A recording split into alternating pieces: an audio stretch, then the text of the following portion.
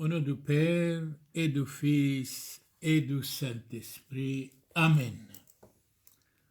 Frères et sœurs dans l'humanité, frères et sœurs dans le Christ, qui que vous soyez, croyant ou non, nous prions pour vous tous.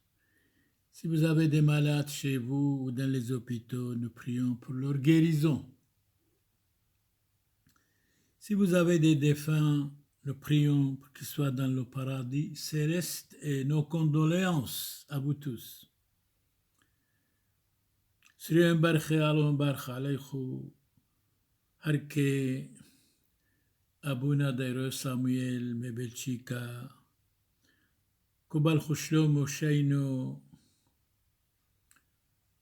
طول خو كايبي بابو تثخو أو بابثكريه أو بخستخانة طالوه ما نحي طول خو عنيذة دنقيلي محياني آلو بالي إما الكثود شمايو أدي يومك مشغولين أي دربحة لازم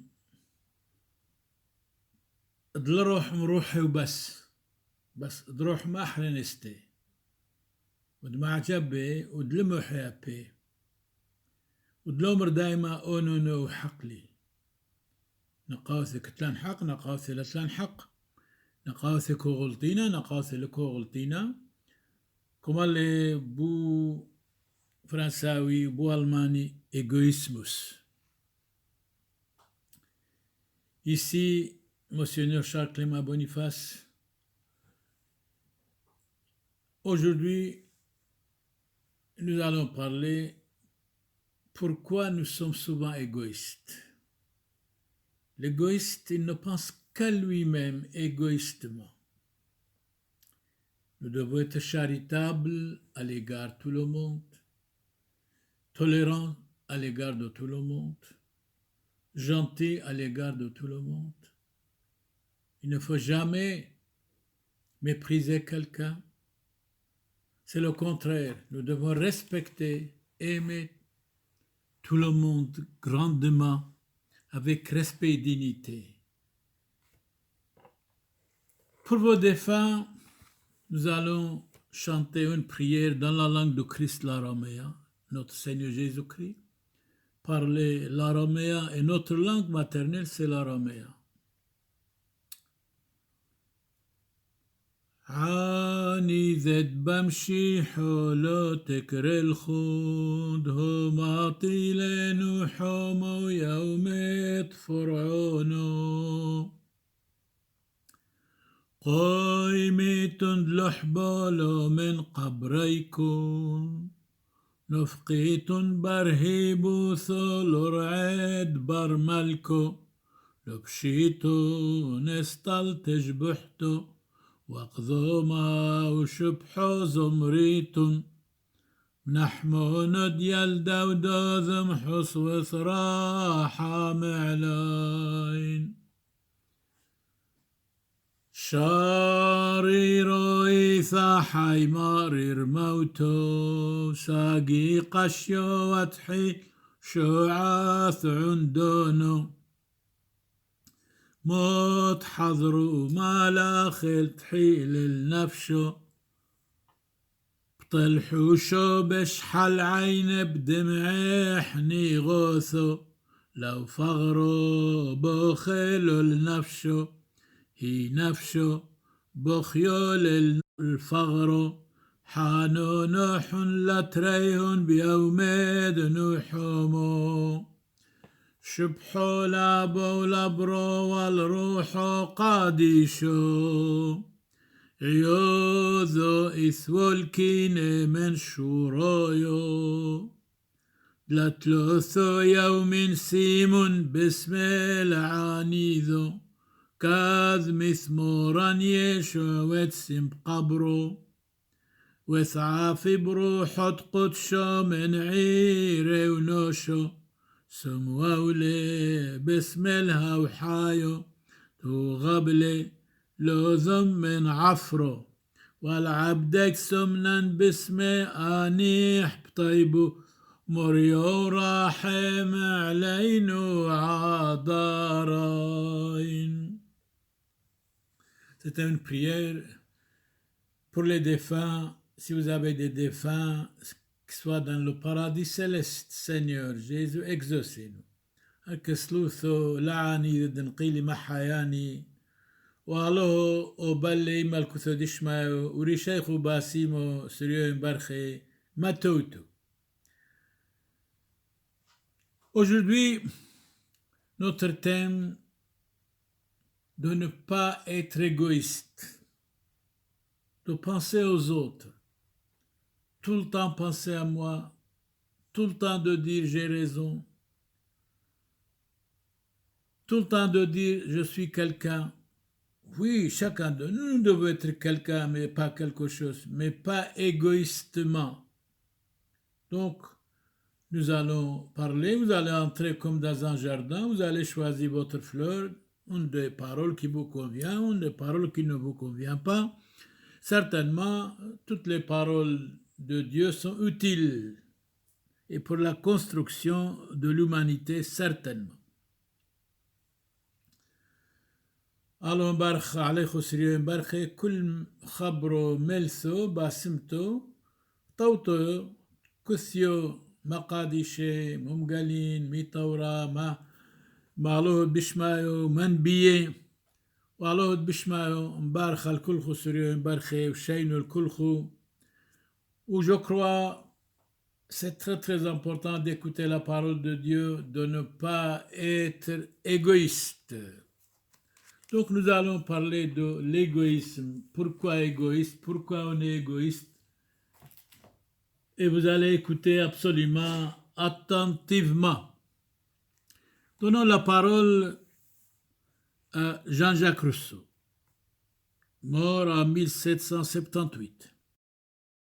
L'égoïsme, Jean-Jacques Rousseau dit, est le père de tous les autres vices. On devient vicieux. Ce n'est pas beau d'être vicieux ou vicieuse. De toutes les fausses morales, dans une société sans morale, c'est comme un arbre sans racines, tôt ou tard va tomber. La source de nos passions. Nous avons chacun de nous des passions déréglées égoïstement, nous ne pensons qu'à nous-mêmes. L'origine est le principe de toutes les autres, l'égoïsme. Le seul qui naît avec l'homme et ne le quitte jamais tant qu'il vit, sauf s'il change la vie, s'il dit arrière Satan. Je veux être un homme humble, un homme charitable à l'égard de tous les hommes. Alors là, il peut changer. Sinon, l'homme est toujours, homme et femme, toujours égoïste, l'égoïsme. Voilà ce qui constitue l'égoïsme. Celui qui ne pense qu'à lui-même, c'est un égoïste. Celui qui ne pense pas tout petit peu aux autres, c'est un égoïste. C'est vrai, de temps en temps, les autres, c'est l'enfer, comme disait Jean-Paul Sartre, mais que voulez-vous, nous devons les respecter. L'égoïsme qui engendre l'orgueil. Honnêtement, nous sommes tous orgueilleux. Dans chacun de nous, il y a un morceau, quelques kilos d'orgueil en nous. Alors que faire? Jésus dit, je suis doux et humble de cœur, imitez-moi. Le mépris et la vanité. Souvent nous méprisons les autres. Celui-là ne sait rien, il n'est pas beau. Alors, on a la vanité. Or, dans la vie, comme dit Salomon, vanité des vanités, tout est vanité, tout est passager. Nous sommes tous misérables sur la terre. Nous n'avons pas une maison éternelle sur la terre. Eh bien, l'homme est né pour mourir un jour. Alors, pourquoi être orgueilleux? Pourquoi être vaniteux? Pourquoi être égoïste? Alors, l'homme, homme, souviens-toi que vous êtes passager sur la terre. Vous êtes né d'abord, mais c'est très bien. Mais personne ne sait si vous allez devenir docteur, avocat, ouvrier, médecin, etc., ingénieur, mais nous savons une seule chose, absolument, qu'un jour vous allez mourir, si vous voulez ou pas, si nous ne voulons pas. Et c'est valable non seulement pour vous, c'est pour chacun de nous. Alors souviens-toi que vous êtes mortel, vous ne pécherez jamais. Et vous allez être toujours bon et gentil. Et vous allez chasser de vous l'orgueil, la vanité, l'égoïsme. Et vous ne devez jamais courir derrière quelqu'un qui est égoïste. L'avarice, ça c'est aussi dans l'égoïsme. Je crois à l'avarice, il faut être généreux à l'égard des abandonnés, à l'égard de tous, à l'égard des pauvres, pourquoi pas, tout particulièrement aux gens qui méritent vraiment. Il y a des gens, c'est vrai, ils ne méritent pas. Vous faites le bien, il devient votre ennemi. Alors, quoi faire? Là, il faut être vigilant et prudent. La tyrannie. L'homme est grand à genoux devant Dieu, disait Napoléon, mais malheureusement, quand il a trop de liberté, trop de facilité, trop de richesse, je dirais même, trop de pouvoir, eh bien, il y a en lui la tyrannie aussi. L'oppression, la coquetterie, l'égoïsme est la source de nos passions déréglées. C'est vrai. L'origine est le principe de toutes les autres vices. La seule qui naît avec l'homme et ne le quitte jamais, tant qu'il vit. Mais attention, s'il est bien éduqué, bien formé, bien instruit, l'homme est le produit de l'éducation, certainement, il va changer, il va chasser de soi l'égoïsme. Et chacun de nous devons chasser l'égoïsme de nous. Que nous sommes bien formés, bien instruits, bien éduqués, bien civilisés. C'est ça. L'homme est le produit de ce qu'il attend, de ce qu'il écoute, produit de l'éducation. C'est l'éducation qui fait l'homme. Oui, certainement, certainement. Être passionné pour des bêtises, c'est grave. Donnons la parole à Honoré de Balzac, mort en 1850. L'égoïsme est le poison de l'amitié. Entre deux amis, s'il y a un d'eux égoïste, alors là, c'est grave. Vous devez être humble. Choisis bien, si vous voulez avoir un ami, choisis-le bien, qu'il soit honnête, qu'il soit charitable, qu'il ne critique pas les autres, qu'il n'est pas égoïste, qu'il ne pense pas uniquement à lui, qu'il ne dit pas tout le temps, j'ai raison. Moi, personnellement, je n'ai pas raison tout le temps, mais je dois me corriger. J'ai tort souvent, mais je dois me corriger. Ça, c'est sûr et certain. Et je dis toujours aussi, si quelqu'un m'insulte, je dois le bénir, pourquoi pas? Si je vais l'insulter à ce moment-là, quelle différence entre moi et lui? Je vous assure, frères et sœurs, c'est valable pour vous, pour moi, pour chacun de nous. Ah, être beau, c'est tellement beau. C'est tellement extraordinaire. C'est tellement magnifique. Mais être égoïste, c'est le démon qui est égoïste, celui qui ne pense uniquement à lui. Nous devons penser aux autres de temps en temps. Donc, Balzac disait, l'égoïsme est le poison de l'amitié.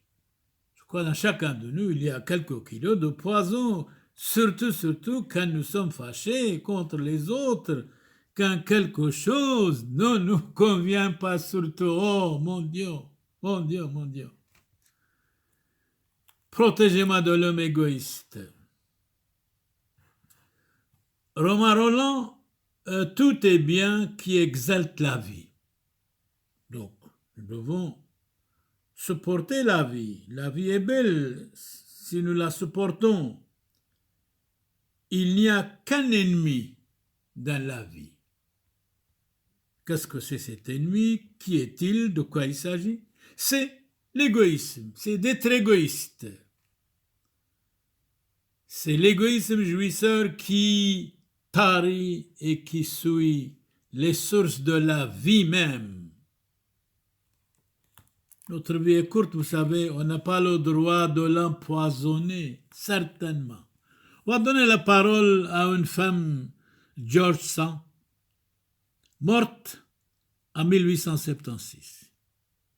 Il n'y a pas de vrai bonheur dans l'égoïsme, vraiment pas.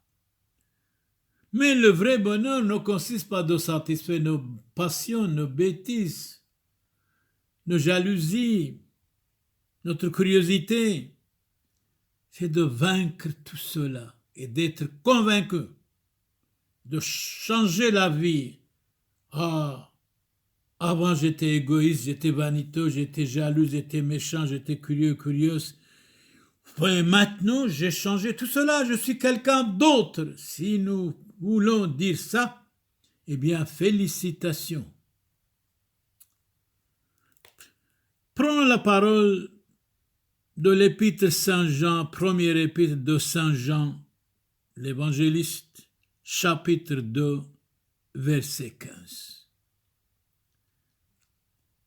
N'aimez ni le monde, ni rien de ce qui est dans le monde. À ce point-là, mais oui, le monde nous trompe, c'est clair. Si quelqu'un aime le monde, l'amour du Père n'est point en lui.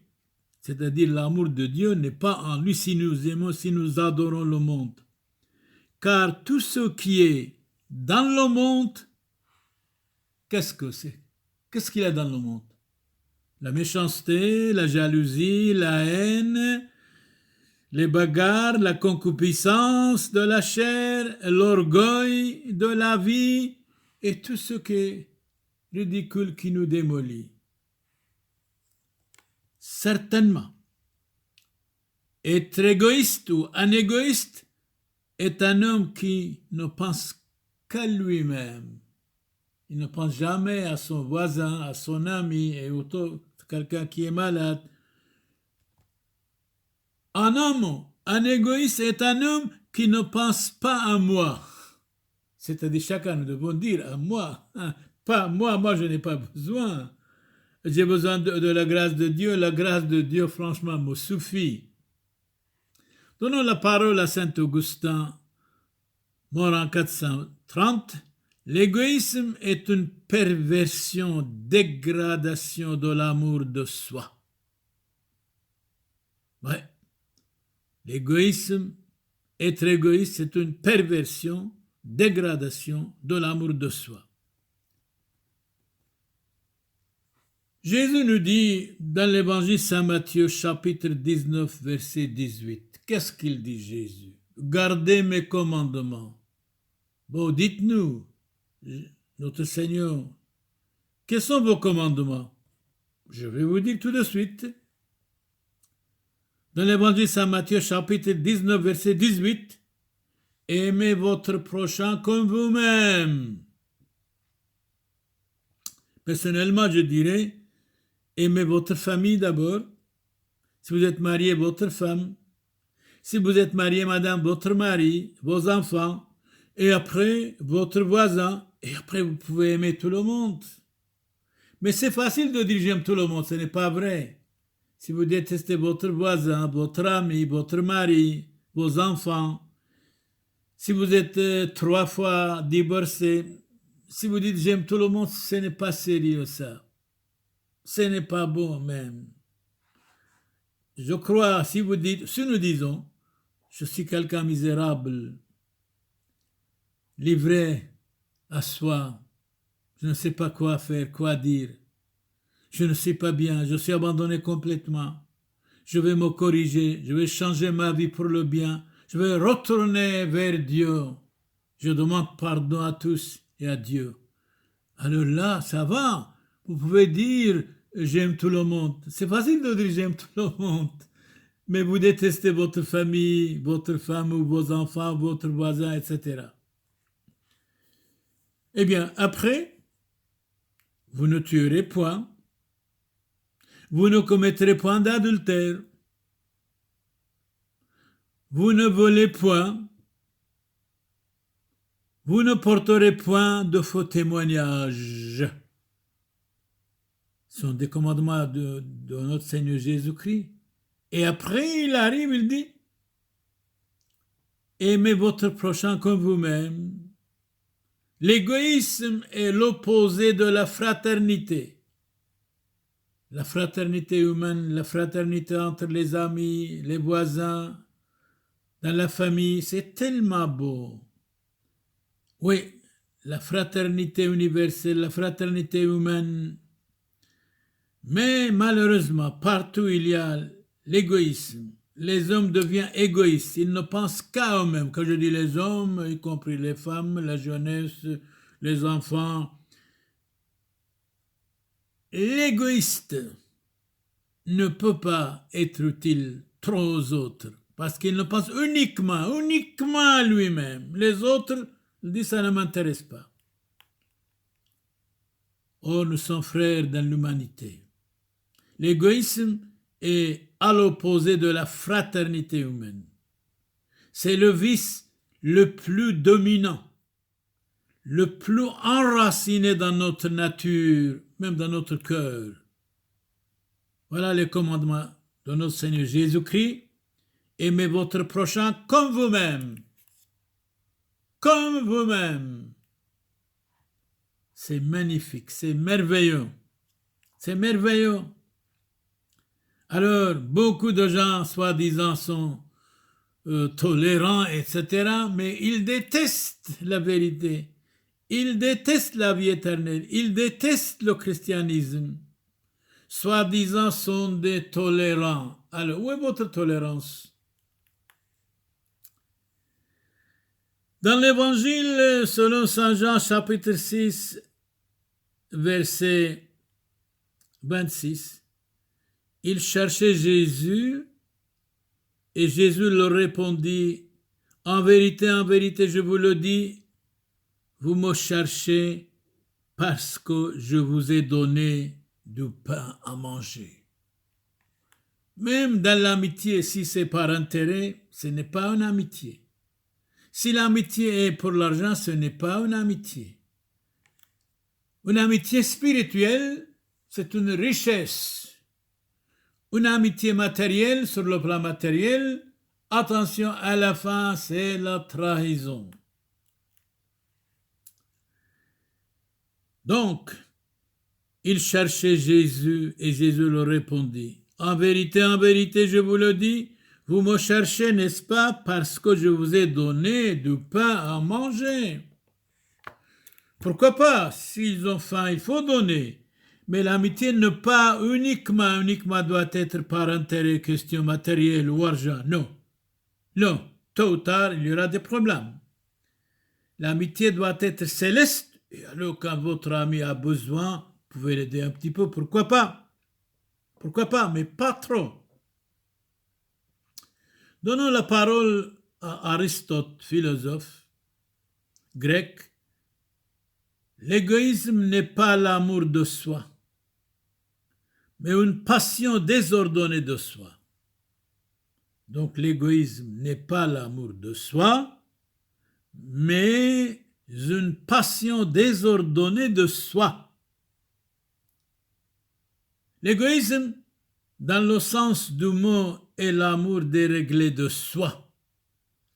L'amour de soi déréglé est absolu, provient du péché et excite au péché. Le christianisme a réglé l'égoïsme en nous ordonnant d'aimer Dieu par-dessus tout et le prochain comme vous-même. Voilà le christianisme. L'égoïsme est un vice général. Il est beau de songer à soi, je ne dis pas non, mais pas tout le temps. C'est moi, l'autre c'est rien. L'autre aussi est quelqu'un, vous aussi vous êtes quelqu'un. L'autre Et moi et toi et vous, nous sommes tous passagers sur la terre. Nous sommes nés. Bien sûr, il faut lutter, il faut travailler. Je ne dis pas non. Mais un jour, nous allons quitter le monde. On ne prend absolument rien avec nous. Sauf quelques mètres de tissu. Pas plus. Pas plus. Alors, égoïste, convertissez-vous. Alors, incroyant, convertissez-vous. Changez la vie pour le bien. Soyez quelqu'un d'autre. Ayez une nouvelle naissance. Ça vaut la peine. Il est beau de songer à soi, mais il est odieux de ne songer qu'à soi-même. C'est horrible uniquement de penser à soi, de rejeter les autres. L'égoïsme est le père de tous les autres vices, de toutes les fausses morales, la source de nos passions déréglées, l'origine et le principe de toutes les autres, la seule qui naît avec l'homme et ne le quitte jamais tant qu'il vit. Voilà ce qui constitue l'égoïsme, qui engendre l'orgueil, le mépris des autres, la vanité diabolique, l'avarice, la tyrannie, l'oppression, la coquetterie. L'égoïsme est la source de nos passions déréglées, l'origine et le principe de toutes les autres, la seule qui naît avec l'homme et ne le quitte jamais tant qu'il vit. C'est une passion primitive. Je suis certain, par l'éducation, on peut balayer tout ça de nous. Tout ce qui est méchanceté, égoïsme, c'est l'éducation qui fait l'homme. L'homme est le produit de l'éducation. Par exemple, vous m'écoutez, si vous étiez né en Chine, vous parliez le chinois. Si vous étiez né, par exemple, en Russie, vous parliez le russe. Donc, vous êtes né, par exemple, en France ou en Belgique, vous parlez le français. Donc, l'homme est le produit de ce qu'il écoute, de ce qu'il attend. Il ne faut pas dire, c'est pas possible, je ne peux rien faire, etc. Nous devons chasser de nous tout ce qui est ridicule et absurde et égoïsme. L'égoïste, le savant dit, n'est pas digne de vivre même. Celui qui ne pense qu'à lui-même égoïstement n'est pas digne de vivre même. Celui qui est le plus grand d'entre vous doit être votre serviteur. Quelle humilité! C'est Jésus qui parle. C'est-à-dire chasser de vous l'égoïsme, car quiconque s'élèvera sera humilié. Quiconque s'abaissera sera élevé. Oh, ça c'est contre l'orgueil. L'humilité, je suis doux et humble de cœur, venez à moi, vous tous qui peinez, je vous donnerai le repos et la tranquillité. C'est tellement beau, l'humilité. Mais on est souvent orgueilleux, malheureusement. Moi, je sais tout, moi je comprends mieux. Eh bien non, moi je ne sais rien. Comme disait Socrate, je vais apprendre dès maintenant. Je vais commencer par l'abaisser, pourquoi pas? Pourquoi pas? La grandeur sans la vanité, est-ce possible? Bien sûr oui. Bien sûr oui. La vanité, vanité des vanités, il démolit, il démolit tout. Chassons de nous la vanité, l'orgueil et l'égoïsme. Être égoïste, c'est horrible. Ne pensez qu'à soi, c'est horrible. Pensez un petit peu aux autres. Réfléchissez un petit peu. Dans l'opinion des hommes, on est grand quand on occupe un rang élevé. C'est vrai, les gens disent, elle devient ceci, cela, avocat, ingénieur, ministre, etc. Mais Jésus dit, heureux les petits, heureux les pauvres, heureux les abandonnés, heureux êtes-vous quand vous êtes calomniés mensongèrement, vous avez une grande récompense au ciel. Dans l'évangile Saint Matthieu chapitre 5. Pline le Jeune nous dit autrement, sache bien à quelle hauteur vous êtes monté. Attention de ne pas être égoïste. de ne pas être égoïste, bien observer le futur de nos enfants, si vous avez des enfants, bien éduquer vos enfants, bien les former pour qu'ils soient de véritables hommes, charitables, gentils, croyants. Eh bien, ce sont les précepteurs, c'est-à-dire les professeurs qui font les hommes instruits. Je dirais même la famille, je dirais même les parents, je dirais même l'Église, pourquoi pas. Ce sont les précepteurs qui font les hommes instruits. Ce sont les parents qui font les honnêtes gens. C'est vrai. Savez-vous quel est le plus sûr moyen de rendre votre enfant misérable? Point d'interrogation. Non, je ne sais pas. Dites-nous s'il vous plaît. C'est de l'accoutumer à tout obtenir. Je n'ai pas compris. Répétez. Savez-vous quel est le plus sûr moyen de rendre votre enfant misérable? Point d'interrogation. C'est de l'accoutumer à tout obtenir. Maintenant, j'ai compris. Merci beaucoup. Merci. Je dédaignais d'être enfant orgueilleux et j'ai chassé de moi l'orgueil et la vanité. Certainement.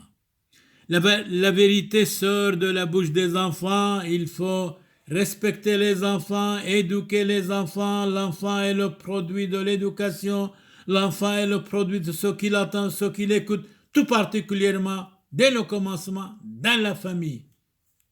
Et après, bien sûr, l'école. Les écoles d'aujourd'hui, je ne sais pas s'ils éduquent bien les enfants religieusement, civilement, moralement, spirituellement. Je ne pense pas. Je ne pense pas.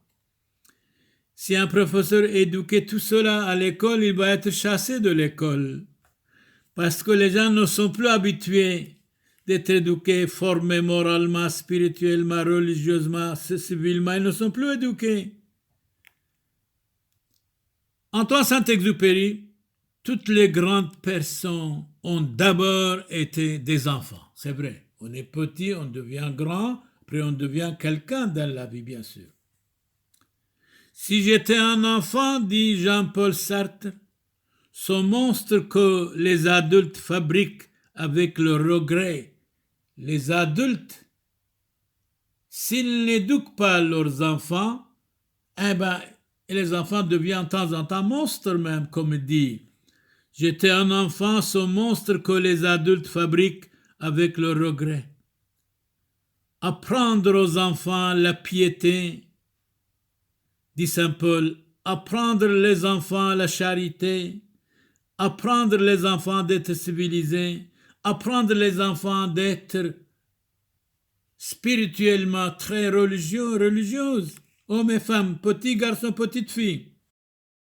Dans la Bible, Ézéchiel chapitre 36, verset 14, on verra ce qu'il dit. Tu ne priveras pas ta nation de tes enfants. Et quand il n'y a pas d'enfants, il n'y a pas d'hommes. Quand il n'y a pas d'hommes, il n'y a pas de société. Dans la Sainte Bible, l'Exode, chapitre 23, verset 26, il n'y aura ni femme qui avorte, ni femme stérile. Stérile, ça peut arriver exceptionnellement, mais l'avortement, c'est délibérément. Il y a l'avortement en Europe pour qu'il n'y ait pas d'enfants en Europe, et les Européens sont passionnés pour voter l'avortement pour qu'il n'y ait pas d'enfants, et les Européens amènent le monde entier ici. Souvent, ils ont des problèmes avec le monde entier qu'ils amènent ici. Souvent, les Européens sont attaqués. Souvent, même de temps en temps, sont égorgés par les gens qui les accueillent. Alors, pourquoi vous signez? Pourquoi vous propagez l'avortement pour qu'il n'y ait pas d'enfants en Europe? Chaque année, dans le monde, tout particulièrement en Europe, 49 millions d'avortements des enfants tués dans le ventre de leur maman. Un enfant est grand. Un enfant doit respecter. La Bible dit la même chose. Il n'y aura ni femme qui avorte, ni femme stérile. Stérile, ça peut arriver. Mais avorter délibérément, eh bien, c'est grave. C'est grave. D'ici une quarantaine d'années, disons, il n'y aura pas d'Européens ici en Europe. Et les Européens vont regretter amèrement. Les Européens, dans le passé, étaient éduqués, formés religieusement par l'Église. Maintenant, étaient formés athées, incroyants, anti-chrétiens, anti-religion, beaucoup d'Européens anti-religion, et ils se considèrent tolérants. Alors pourquoi vous n'êtes pas tolérants à l'égard des religions, tout particulièrement la religion chrétienne qui a formé l'Occident, qui a instruit les hommes et les savants en Europe, qui a construit les universités. Allez, prenez par exemple la Sorbonne, c'est un prêtre qui a fondé.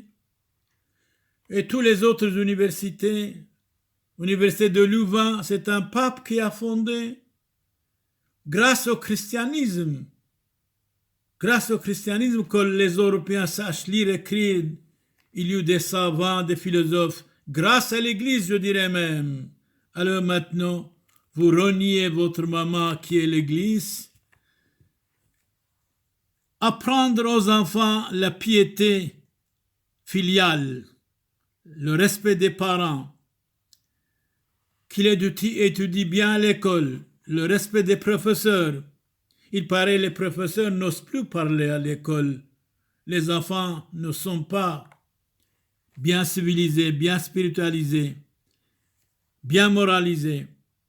Tu ne priveras pas ta nation de tes enfants. Ici, fais attention, question d'avortement. Oui, d'avortement. Donc, il n'y aura ni femme qui avorte, ni femme stérile. Stérile, ça peut arriver, mais délibérément fait l'avortement, eh bien c'est grave. Il faut regretter amèrement, il faut regretter avant et pas après. Pas après. Il vaut mieux pour les enfants d'être corrigés que d'être aveuglément aimés. Oh, l'enfant bien éduqué, bien formé, bien corrigé, c'est un ange. C'est un homme civilisé, c'est un homme moralisé. C'est un homme formé. Donc, il vaut mieux pour les enfants d'être corrigés que d'être aveuglément aimés. Dans la Bible, il est écrit dans les Proverbes, chapitre 27, verset 5. Rien n'est bon comme un enfant qui s'endort en faisant sa prière. C'est qui dit ça? C'est Charles Péguy. Rien n'est bon comme un enfant qui s'endort en faisant sa prière. Il y en a, mais très peu. Très, très peu. Dans l'évangile Saint Matthieu, chapitre 9, verset 48, celui qui est le plus petit d'entre vous tous, voilà le plus grand, c'est-à-dire être humble, être simple, l'humilité.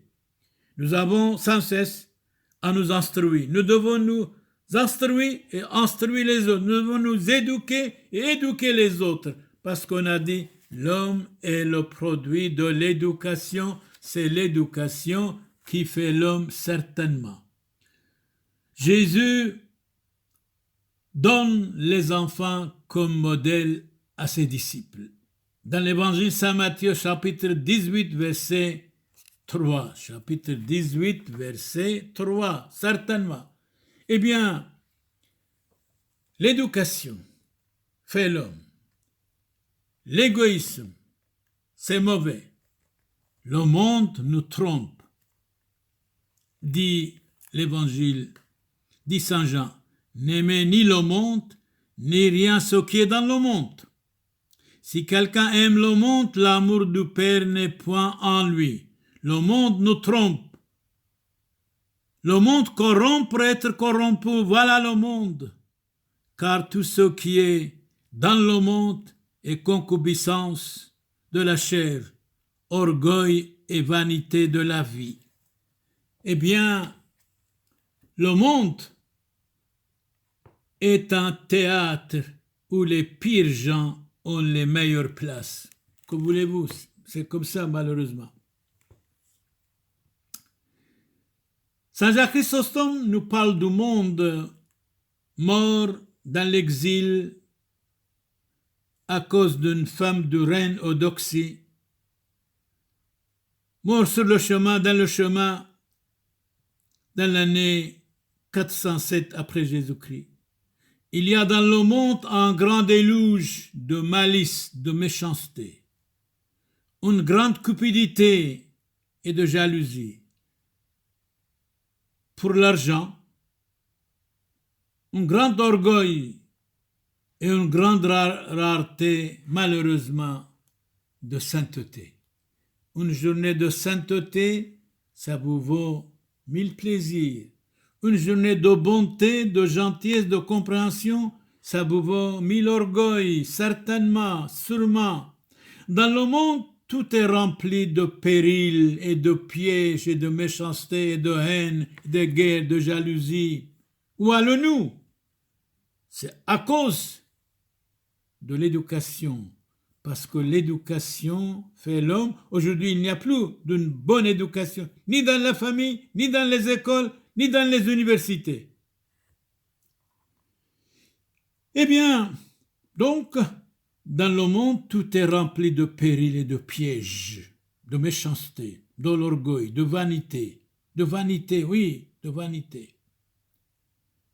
Ce n'est que dit autrement, le monde est toujours le même. Il y a des vices de méchanceté là où il y a des hommes. Donc, c'est la faute des hommes quand il y a des guerres, des problèmes de méchanceté. Quand je dis des hommes, de l'être humain, hommes et femmes bien sûr. Alors, Voltaire a raison, encore, le monde est un vaste temple dédié à la discorde. Corrompre, être corrompu, voilà le monde. C'est pour cela que Jésus a dit à ses disciples, je vous ai choisi du monde, mais vous n'êtes pas du monde. Désormais, vous n'êtes plus du monde.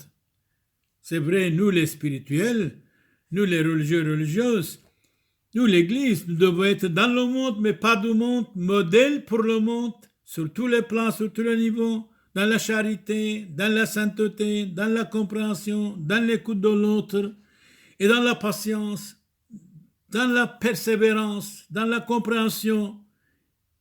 Être ou ne pas être, to be or not to be. Nous devons être exemple pour tous, quoi qu'il arrive. Et si nous ne sommes pas exemple, nous devons nous corriger absolument, résolument. Résolument.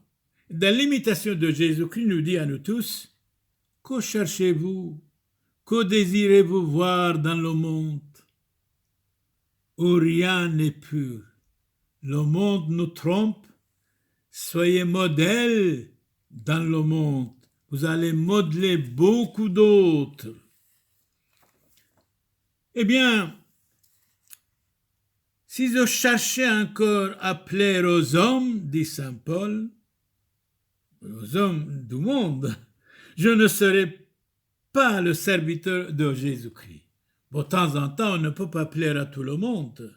Si on dit oui à tout le monde, ça ne va pas. De temps en temps, si les gens disent 2 et 2 fait 5, on ne peut pas dire oui. Nous devons les corriger. Non, 2 et 2 c'est 4. Mais quand on les corrige, s'ils sont vrais, s'ils sont de vrais amis, ils sont contents.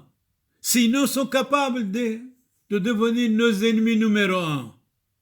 Amis et ennemis, nous devons les aimer. Amis et ennemis, on n'a pas le droit de raconter tous nos problèmes de famille. Je dis à vous tous, mon mari est comme ça, ma femme est comme ça, mes enfants sont comme ça. Il ne faut pas. La discrétion, ça vaut la peine. Mais si vous avez un vrai ami, doit être pour toujours jusqu'à la mort, ça va. Mais si vous dites quelque chose à votre ami, s'il est fâché, il va vous trahir.